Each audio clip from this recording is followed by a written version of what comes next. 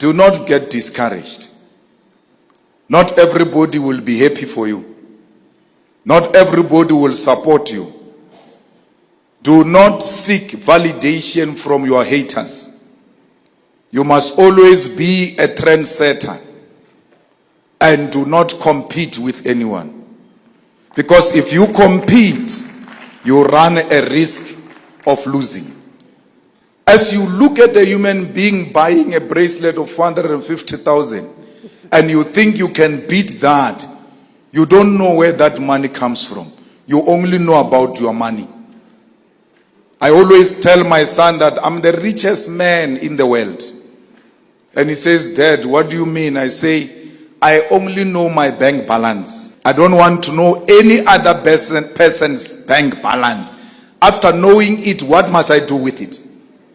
Move at your own pace. Do not compete. Be a trendsetter. When you do that,